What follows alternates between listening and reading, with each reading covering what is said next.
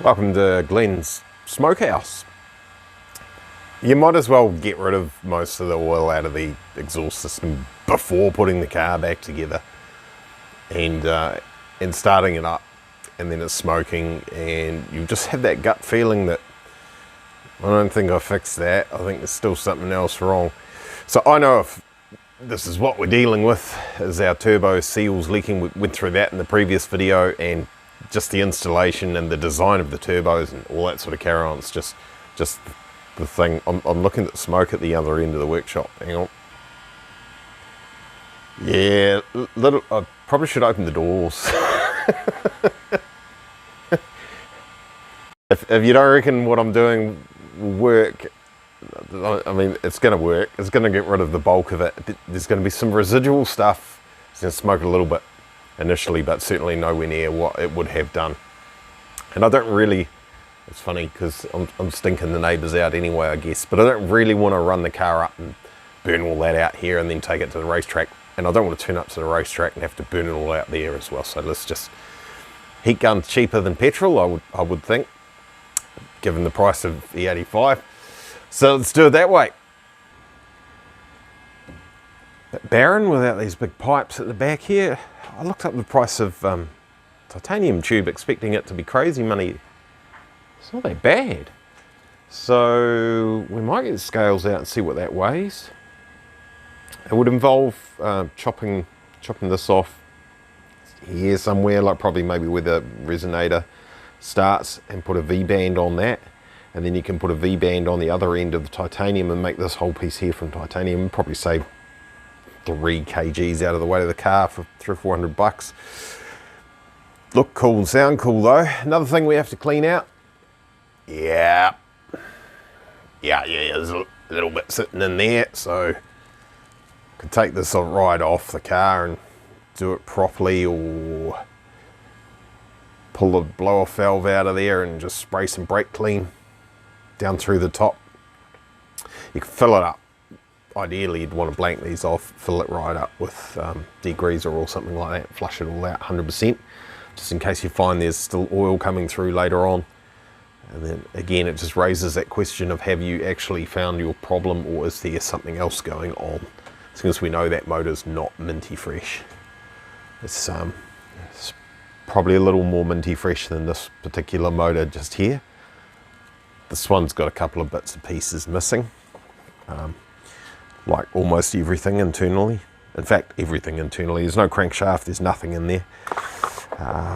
This was here just for a wee, this is Calvin from the Car Tune Company's customer's car. Neighbours having a bit of a party there. Rugby, football World Cup, Women's Football World Cup on. So I think that's what's happening. They're going to go and watch that. So made that flange up. It's a bit of tube that we used on the March actually. It's on the, oh, it's over there. See those tubes for the exhaust, extrusive tubes? That's what that is. Thick wall, 3-inch diameter. Then that's 3mm thick aluminium, very carefully shaped. This is actually a real compound curve.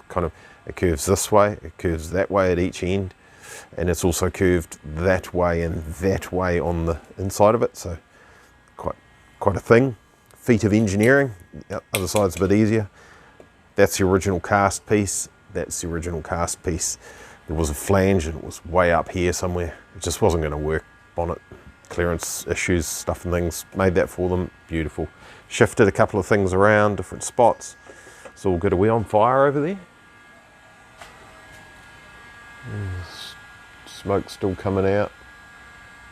There's not significantly more smoke than there was before. So we should be all right. Did you see that? Group S, Toyota Corolla. I can't remember what year it is. All you Toyota freaks will know exactly what it is by the shape of the headlights. It's one of those. So what we're doing with this is right now at this point in time, this particular job is basically fitting up the bumper for the chap, making that all beautiful. There's other stuff and things going on under here later on, but we're doing that. Wonder how hot that's getting. It's pretty toasty, isn't it? bit smoky up there. You can't see the smoke because the lights are flickering. I told you the bench would get messy again, and it did. Yeah, I'm not touching that, that's hot. It's good, that'll burn it out. I'll leave that going for a bit. In other news, look at that, we've got some headrests on our Locost 7. It's quite good, this thing's so low. I can work on this just carefully at the other end. See, we're not actually over the top of the car at the other end. So I can work on this. And this isn't in the way, it's good. Made these headrests up, countersunk screws on there so you don't damage your helmet on the screws. 3mm plate.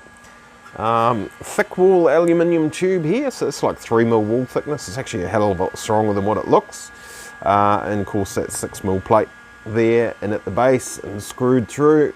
I probably will countersink these holes too, just for the feng shui.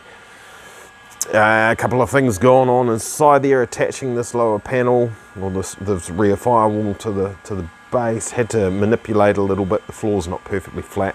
You get that on the big jobs. Went to do the transmission tunnel. Should have been doing that today.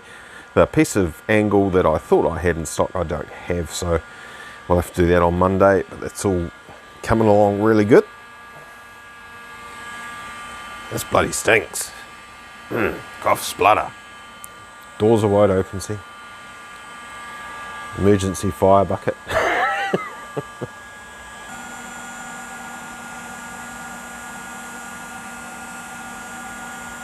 Yeah, see that's getting pretty warm. That's what we want. Oh, that not so much. Need a bit more heat down there, but that might help. Yeah, definitely, that's burnies. That might help get the oil out of inside of this resonator so we don't have to chop that to pieces, get it all out. I'd imagine she'd be, what's happening here? Oh, it's not very toasty there, is it? Oh yeah, it is. Reflective surface, you see, is a bit hard to get a good measurement.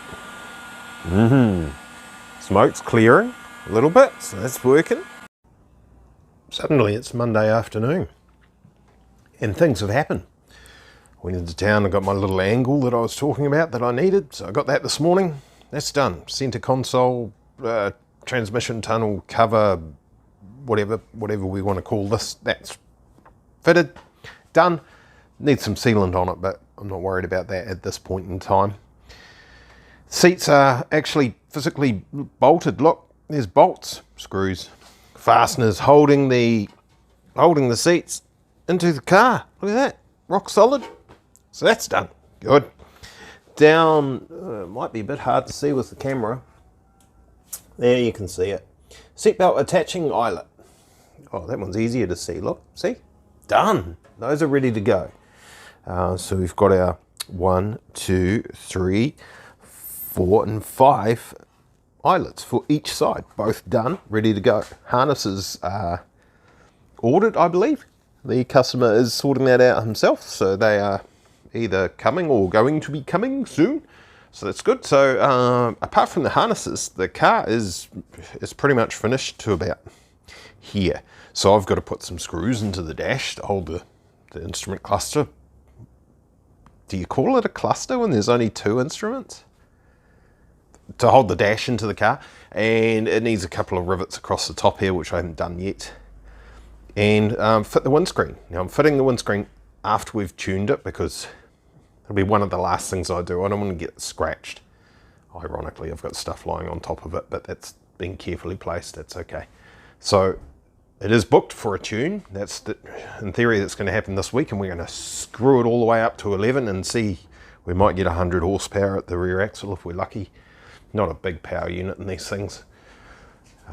Well, most of the time anyway, right? There was one for sale in New Zealand with a big turbocharger hanging off the side of it, which would have been scary as,